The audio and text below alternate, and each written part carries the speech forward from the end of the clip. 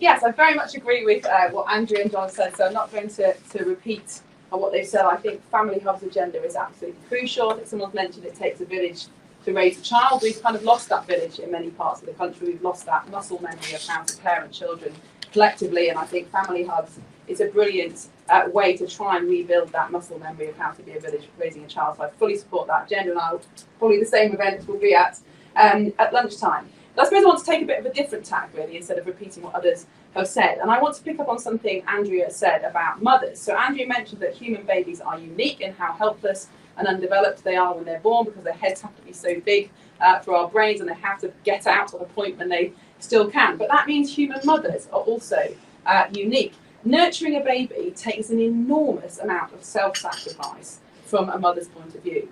The mother has to deny her own desire for resources, for sleep, for independence, her own physical well-being in order to care for that child. And probably for 2, 3 or even more years, very much the mother's own needs have to be subservient to that of the baby. And that is a highly evolved function in both the baby and the mother. And that's why mothers and babies have this incredibly strong bond when the baby's born and over that first 2 or 3 years. It's a physical as well as an emotional bond. Anyone who's breastfed will know that when your baby cries, even if it's in a different room, your breast starts to produce milk. When your baby cries, not another baby. Isn't that an incredible evolutionary mechanism for having that bond with your own baby? So I want to argue not just that it matters how the baby is looked after in the first 2 years of life, because of course that matters immensely, but who looks after that baby. And I think, of course, there are many examples of babies who, for whatever reason, couldn't be looked after by their own biological mother, and those babies are well cared for and go on to have successful life. Of course, there are those people.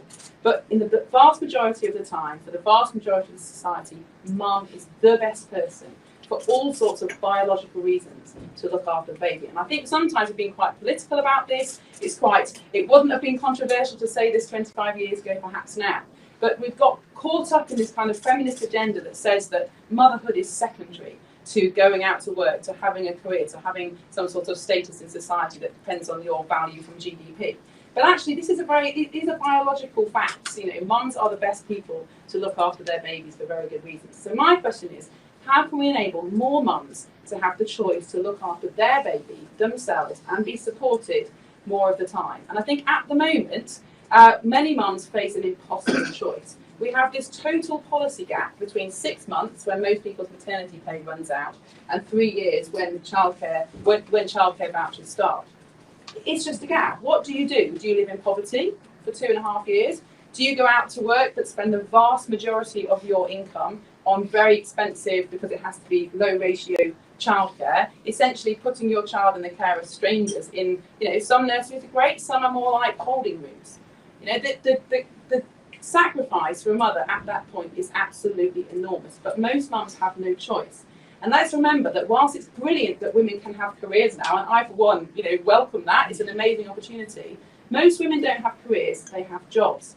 And if you're stacking shelves at the supermarket, is it a good trade-off to pay all of that £10 an hour into substandard childcare and break that bond between you and your baby, or at least stretch it in a very difficult way? So many mums at 6 months or a year, or whenever their maternity pay ends, face an almost impossible choice. And so what I would like to see the government do, on top of everything that Andrew said, of course, is to fix this policy gap. Now, in most countries in the world, most comparable Western countries, people are taxed in a very different way than we are here. So we have this individualistic taxation system since the 1980s, where the Treasury only sees us as individuals. So if you earn $60,000 a year, the Treasury sees you as a very well-off person, will have your higher rate tax, thank you very much, and you can lose all your child benefits. Now, all they're seeing is an individual. They have no idea how many people, how many children that wage has to support.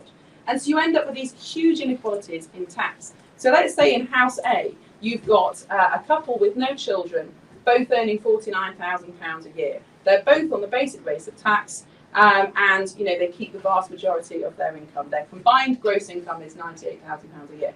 Next door, you've got a household of 6.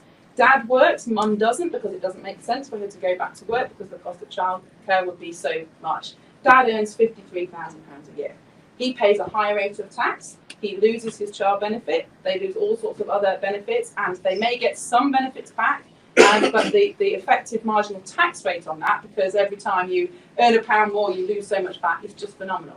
That house is actually in the lowest third by prosperity in this country, even though the Treasury sees that family or indeed that individual as wealthy. Now, we are a complete outlier in this.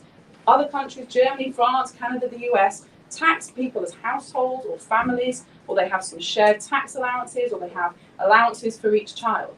And our tax system does not recognise at all the value of parenthood, the value that it brings to society, the cost that it saves further down the line if children are able to grow up in a safe home with a strong bond with their parents. And I think during the leadership election, Liz Truss did actually start to talk about some sort of shared allowances for parents of young children. So what I really want to see is that policy developed, for us to have something along the lines of Canada or Germany, where you can be taxed as a family, where you can have some of that money back in those early years to make sure mum particularly, doesn't have to be mum, but normally it will be, can stay at home, can invest in that strong bond.